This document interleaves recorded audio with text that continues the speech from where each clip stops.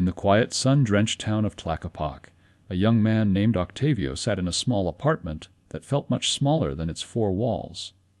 He was staring at a stack of bills, but he wasn't really seeing the paper. He was seeing a ghost. It was the same ghost that had followed his family for 3 generations. His grandfather had lived a life of constant toil and died in the heavy grip of debt. His father had worked for 40 long years, yet when he passed, he left no inheritance, only a legacy of not enough. Now, Octavio felt the same cold pattern etching itself into his own days. He felt as though he were a character in a play, reading lines he hadn't written, moving toward a finale of scarcity that seemed predestined by his very bloodline. But that night something shifted. Read that again in your mind.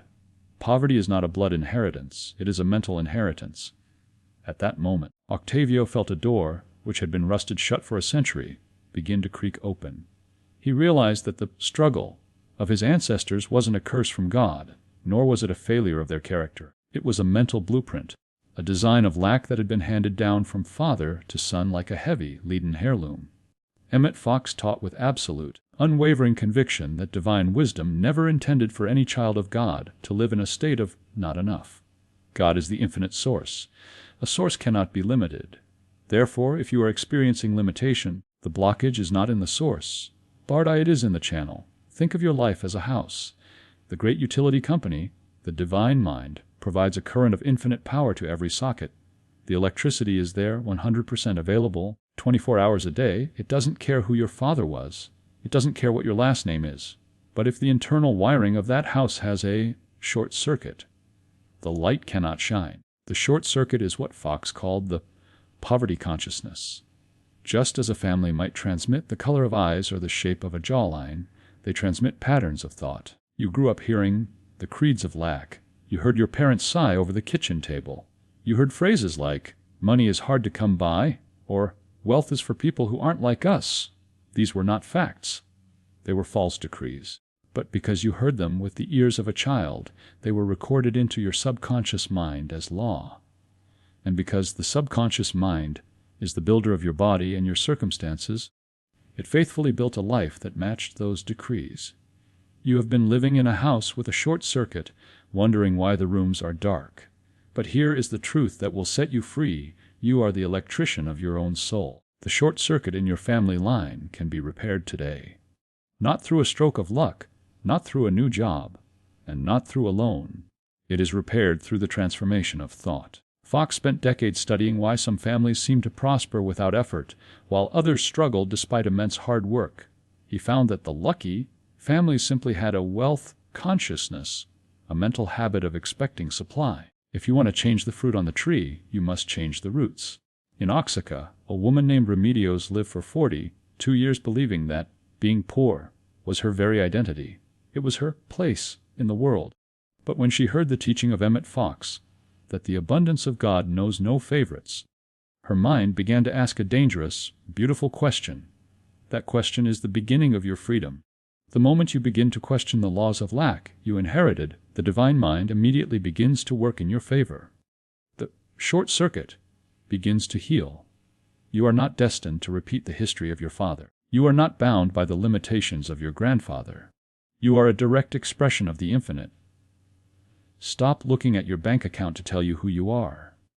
Stop looking at your debts to tell you what you can do. Turn your gaze away from the appearance of lack and look toward the reality of God. If you have accepted the truth from the first part of this journey, that your family's lack is a mental habit and not a divine decree, then you are ready for the technical manual of transformation. Scientific prayer is the art of aligning your mind with the divine mind. It is a mental shift that changes the polarity of your soul from a magnet for lack to a magnet for supply. There are 3 core principles to this practice. If you master these, the external world must, by spiritual law, rearrange itself to match your new internal state. The first step is what Fox called recognition. When you are in financial distress, your eyes are glued to the problem. You see the debt, you see the rising costs, you see the empty bank account. This is where most people make their fatal mistake. They take the problem into their prayer. They say, "Oh God, look at this debt. Look at how much I owe. Please take it away." By doing this, you are actually meditating on the debt. You are giving it more power. In scientific prayer, you must perform a mental about-face. You must turn your back on the problem entirely. Stop thinking about the money you need. Stop thinking about the bills. Instead, begin to think about the nature of God. Is God poor? Is the creator of the galaxies limited by a bank's interest rate? Of course not. Recognition means affirming. God is the only presence and the only power.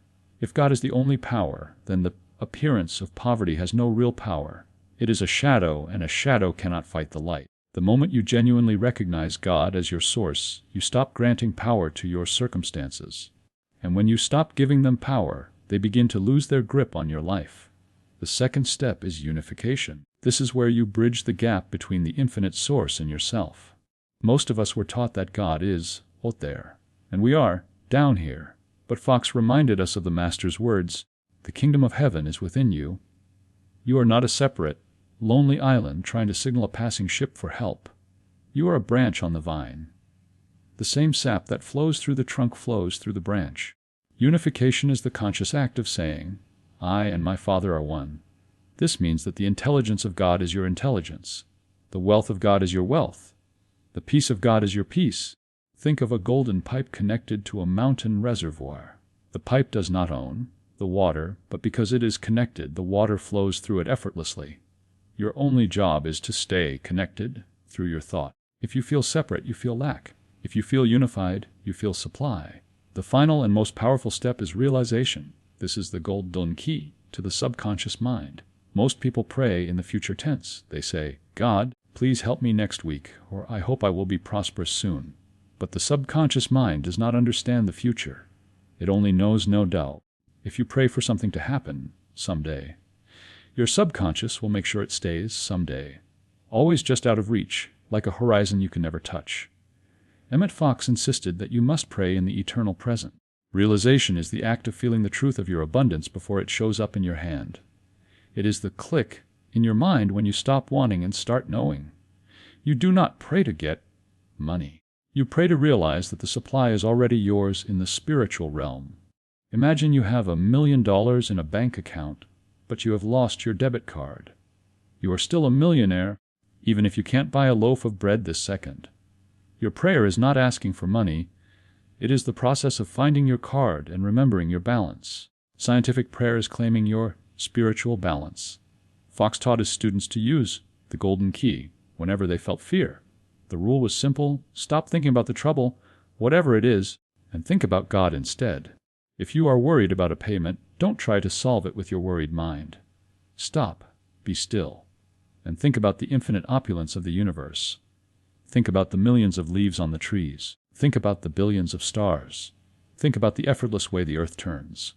This is the mind that is taking care of you. When you reach the state of realization, you feel a deep, quiet sense of peace. The panic disappears. You may not have the cash in your pocket yet, but the inner work is done. And once the inner work is done, the outer manifestation is mathematically certain.